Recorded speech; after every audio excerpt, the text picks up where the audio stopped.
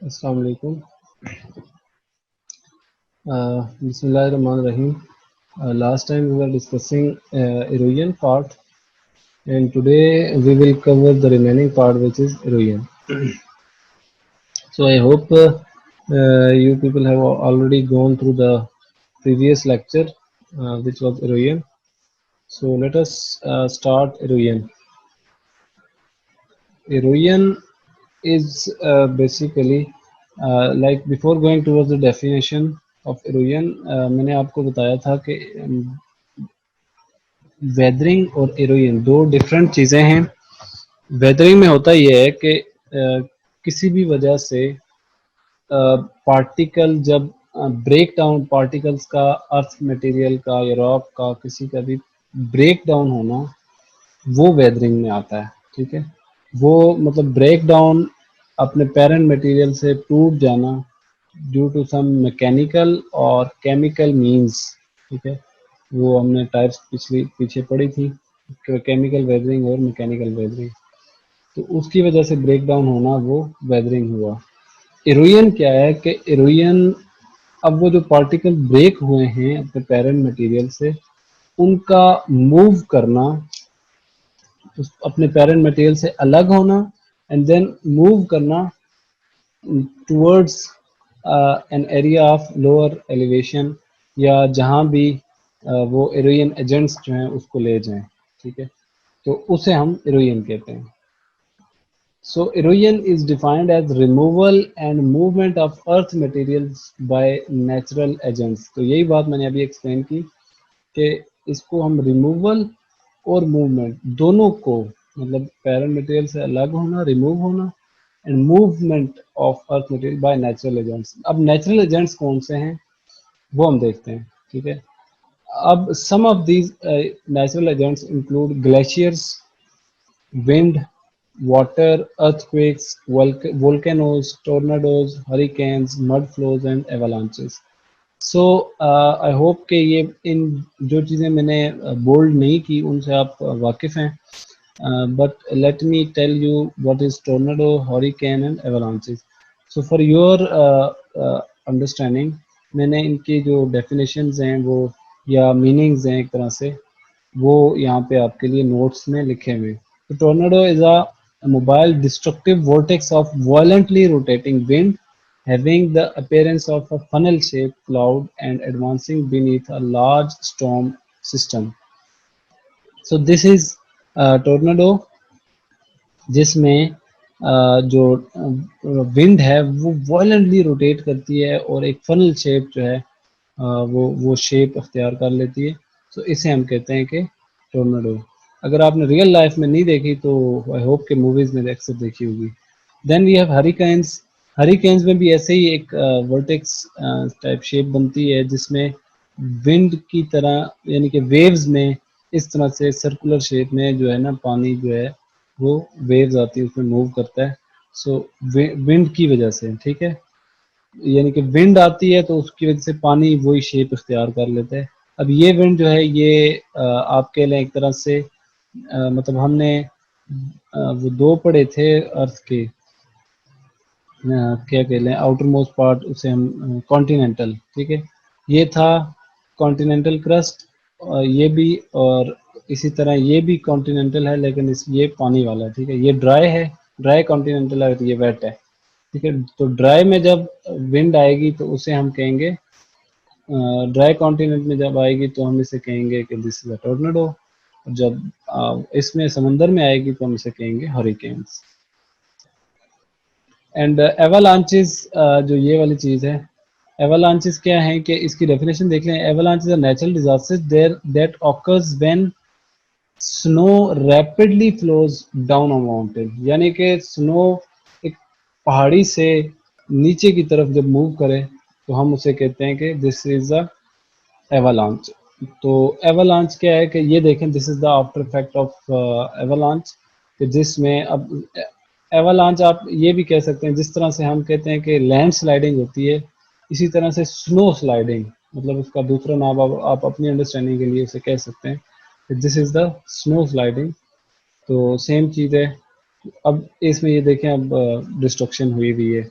So this is avalanche, and this is also the avalanche. This is how it flows. ये इसका flow था, और पीछे वाला जो था वो उसके इफेक्ट्स थे कि उसके जद में जो भी चीज़ आएगी वो उसको डिस्ट्रॉय कर देगी.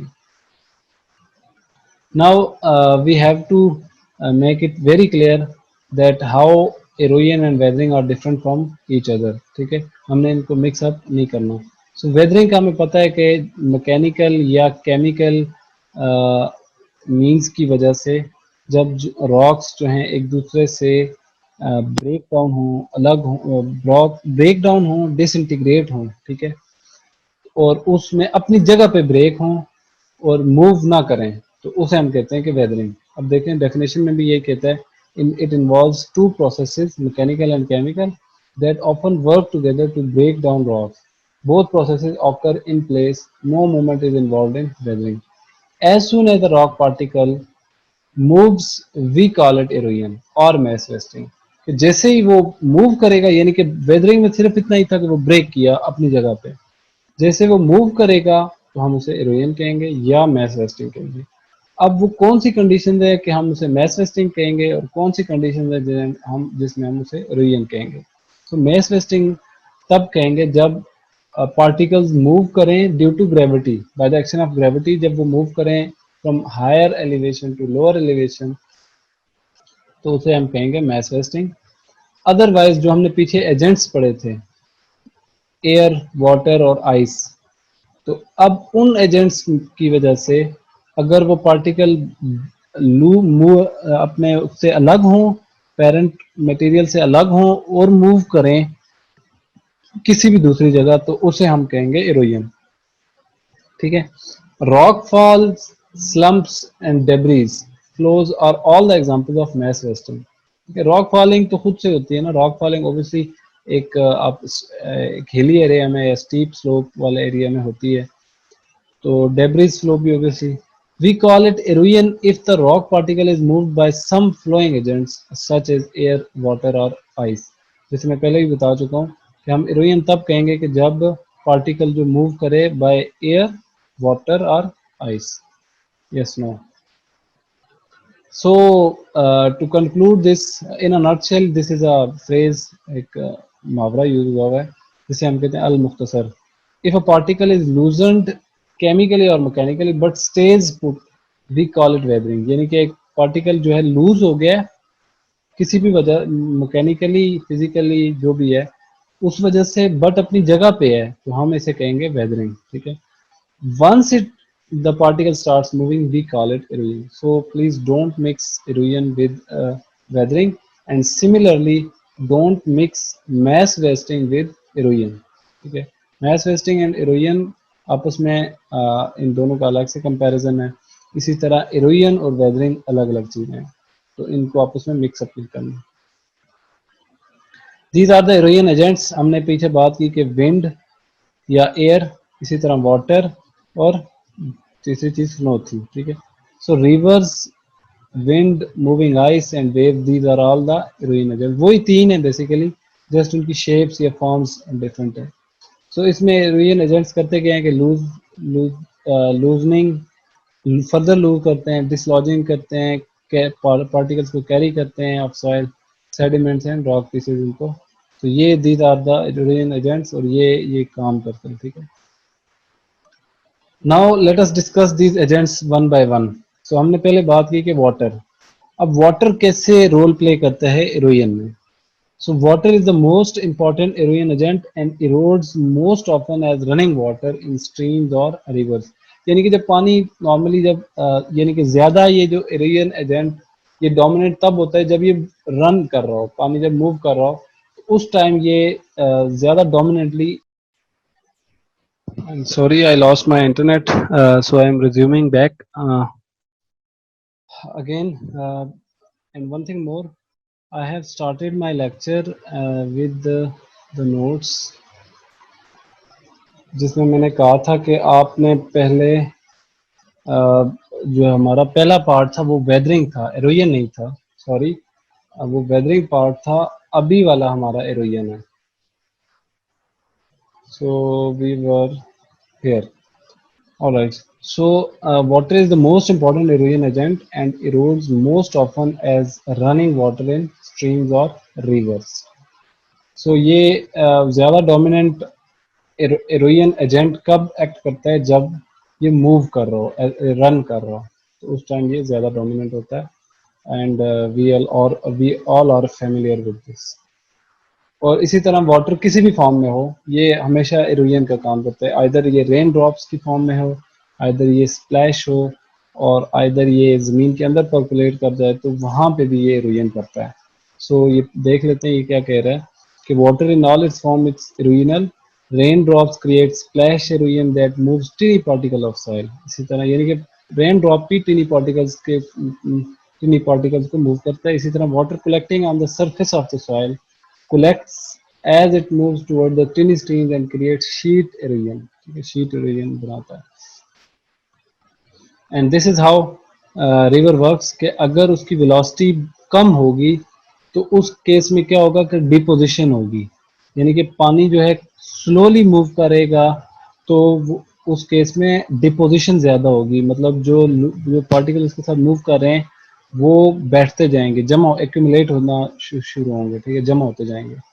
और इसी तरह अगर उसकी वेलोसिटी जो है हायर वेलोसिटी होगी तो उस केस में वो डिपोजिशन कम होगी, और इरोजन ज़्यादा होगी, मतलब वो इरोड करेगा चीज़ों को, मतलब बहा के साथ ले जाएगा इंस्टेड के वहाँ पे एक्यूमुलेट हो। ठीक है, यानी कि erosion more likely at higher velocities and deposition more likely at lower velocities. And this is how sea works कि इसके अंदर जो इरोजन है ये once it could be a part of an island. ठीक है, लेकिन अब देखें ये जस्ट एक रॉक रह गई है, we can't call it as an island. ठीक है, और ये वेव्स जो हैं ये क्या करती, ये जो वेव्स हैं इसको ब्रेक भी करती हैं, फिर साथ में अब ओबियसली इस रॉक के इसके अंदर जो जो मटेरियल होंगे, सिल्ट, सैंड, ग्रेवल, जो भी चीज़ें होंगी सबको सेपरेट कर देगा, तो collectively we call it as erosion. ठीक है, and this is how coastal erosion works कि ये देखें अब नीचे से इसने ना इसको आर्चेस भी बना दिए हैं, और ये स्टैक्स, इनको सेपरेटली हम स्टैक्स कहेंगे। ठीक है, तो अब once it could be, it may be an arch. ठीक है, लेकिन अब with the passage of time ये आर्च खत्म होके स्टैक्स रह गए हैं। ठीक है, बाकी आप देख लें ये वेव्स और एक्शन की वजह से वाटर जब स्ट्राइक करता है इसके लिए उस पर, तो ये इसको इसकी आप कह लें इरोजन भी करता है, और इसी तरह ये इसकी वेदरिंग भी करता है। ऑब्वियसली पहले वेदरिंग करेगा फिर इरोजन करेगा। And this is the wave action. ये देखें आप, इसने कितने पार्टिकल को यहाँ पे डिपॉजिट किया हुआ है, अच्छा खासा इसने वो लगा लिया, ढेर लगा लिया। And erosion by air. Up till now we were discussing erosion agent, water as an erosion agent, यानी कि वो सारे फॉर्म्स वाटर की थी। अब इस केस में हमारे पास erosion by wind is known as aeolian erosion। ठीक है, and usually occurs in deserts, and aeolian erosion of sand in the desert is partially responsible for the formation of sand dunes।